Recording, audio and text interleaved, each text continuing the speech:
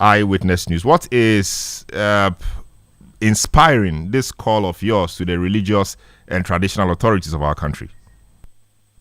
Okay, my brother, thank you very much and good evening to your listeners. That it's been weeks now since we heard that the petitions, about few of them, were sent to the president, who has sent them to the Council of State for consideration. That is to say that the removal process of the Chief Justice has kicked in. We've been following and we've been waiting to hear from the President. We know that the Chief Justice has been asked to send a response to the President and the Council of State. But our worry is that from what we are picking from Grapevine, we are being told that Article 146 may be invoked. And we believe that, look, to suspend the CJ, we believe that we need to really tread cautiously in this country. We have our religious leaders and traditional leaders who are always called upon to, as it were, intervene when we have issues in this country. For some of us in the minority, what is going on is very dangerous. We are trying hard as a country to enter into this slippery slope, which we believe will not augur well for us. And so we are calling the traditional authorities and religious leaders to intervene and let the president, in our view, truncate this process. Look, when the former President Nana Addo received one of the petitions, one of them which we believe has been repeated, they looked at it within the shortest possible time and realized that there was no case and actually dismissed it. And we believe that this should be done in this particular case. The petitions, from what we know so far, don't really they don't rise to the level where you want to continue with this process. One of them we know is about a certain gentleman who claimed that the whole Supreme Court at a certain cited him for contempt and punished him, and has singled out the Chief Justice for a misdemeanor, so to say, requesting that the CJ should be dismissed because. But Councillor, have you seen the petition? Because as far as I know, I haven't seen the petition. We may have heard things here and there, but nobody has seen the petition, and so we do not know the grounds necessarily. Well, we are in this country, my brother. We are in this country, and so we hear things, we see things. For us, we believe that this is the right time that the traditional authorities, like I said, the people of Ghana, including you, the media, really need to tell the president to put the brakes on. Look, when we start there, my worry is that at every change of government, this is going to happen. And look, it won't augur well for our democratic experiment, as I said. It won't augur well for us. And so, really and truly, at least knowing what I know, as I shared with you during the press conference, these things should not ground the suspension and the removal of the CJ. So in essence, you are saying that the president should be stopped by religious and traditional leaders or authorities from undertaking his constitutional, duty. The Constitution is quite clear. Petitions forwarded to you, move it to the Council of State for consultation, etc. And then based on what the consultation process will spawn, then we can take it up from there. We do not know the details of the petition. We don't know how grave or otherwise the allegations are. The CJ thankfully has had the opportunity to look at it and has responded. So is it a case that you do not trust that the Council of State that is made up of eminent men and women in our country will not be able to let reason prevail and put the national interest above everything else. Is that what you think? My brother, you were here when the National Council of State elections were held. You were here. You saw the fight. You saw people who clearly identified themselves as NDC members. Look at Ashanti region. It had to be postponed about twice or so. People were going in there as representatives of political parties. I mean, of course, I believe that they are very well-meaning, level-headed, very good Ghanaians on the council. But you also understand that a lot of people have gotten themselves into the council from a very, very political biased position. And so if we're going to go that way, I'm afraid that the politics will cloud the decision of the council. It's just a worry we're expressing. Look, in the end, it's a numbers game. Maybe the level-headed people may not outnumber the people who hold those political views, those who went through election on the ticket of the NDC. And one, we know all those former NDC chairpersons who filled the Council of State. You understand? So even those who are level-headed may be outnumbered by the NDC people. We believe that as a country, the only institution left, which for me is still independent, is still standing and sacrosanct, is the judiciary. It is a worry that we are expressing, and that the moment we begin this process, it's a serious slippery slope we are getting our country into. It will mean that every political party, when it wins the election, is going to just get to write a petition for us to remove the Chief Justice. At least since our constitutional independence from our 1992 constitution, we've been very stable with this. Before met Chief Justices appointed by former President John Rawlings. Okay, when President Kufuor was leaving, the former President John Thomas had appointed. He appointed a CJ, and when President John Thomas came, he worked with the CJ. All right, until the CJ went on retirement. This has been our practice as a country. Our CJs have always retired after they have, finished their term or after they have attained the 70-year mark. We should allow that to continue. We shouldn't destabilize our constitutional democracy. Look, if it's then broken, you don't fix it. So far, nobody can tell us that when it comes to the work of the CJ, she's unable to do it. I am not convinced by these allegations. The CJ is unable to perform her work, or the CJ is incompetent, and for that matter, the CJ should be removed. We all as a country should at least, for once. You see, Honorable Jodako, you see, the concerns you are raising, it does appear you are putting the cart before the horse, because we do not know the allegations, we do not know how grave they are.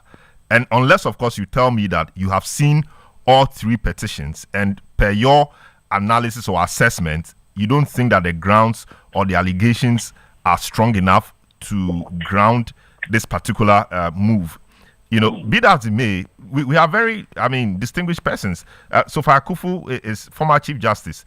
She's sat on numerous cases. The longest serving Justice of the Supreme Court, I guess, sat on many cases. So she knows what is right, what is wrong. Justice retired Vida Koto-Bamfo, also on the Council of State and the Judicial Committee, I guess, sat on many cases at the Supreme Court and other places, knows what is right, knows what is wrong. In fact, Honorable Dua Jahof, former Speaker of Parliament, presided over Parliament, decided things this way or the other way, knows what is right, knows what is wrong. And other eminent people on the Council of State, are you saying that they will not be able to say or tell the president in their consultation that we do not think that the allegations contained in the petitions therein are not strong enough to ground an ousting of the Chief Justice? Is that what you're saying?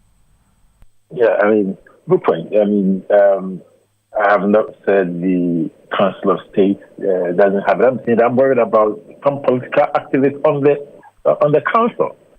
Those who were appointed, I haven't had any issue with that. Okay, I'm just saying I'm worried about the those who were elected from a very partisan angle. And for me, look, it is very easy for us to propound this theory of, yes, these are eminent persons, and we believe that they will rise above the board. Yes, that's the hope. If the president determines that this shouldn't go on, it will not go on. And that is why we are appealing to the president. We are appealing to the well-meaning Ghanaians, the media, CSOs, in fact, including our development partners, to look at this very well, because for us, it's a worry.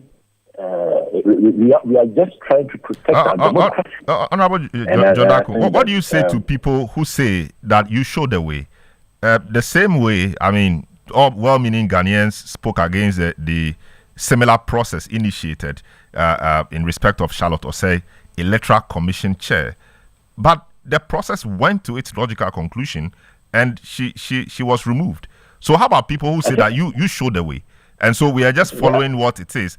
And indeed, nobody has been able to show anywhere that the process has been initiated is ultra-virus or is illegal or is not constitutional.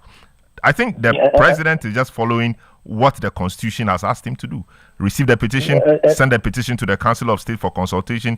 After that, then we know what happens. We don't even know what the Council of State will say, unless, of course, you know. And you've also not told me whether you've seen the petitions or not. Okay, so in the case of Charlotte Osei, you of course, you didn't know my view, but of course, for a lot of Ghanaians, the NPP government did it. I'm part of the NPP government, so yes, you can say that NPP showed the way. That is behind us, okay? And I believe a lot of people condemned it at the time, and it remains condemnable that the Electoral Commission was removed. You know, when we read 1 Corinthians 10:23, what does the Bible say? I'm sure you are a Christian, my brother. It says that everything is permissible and not everything is beneficial. And so as a people, okay, do we say because everything is permissible, we are going to do it? Are you saying upon hindsight that the removal of Charlotte Osei, was improper? Upon hindsight, is that what you're saying?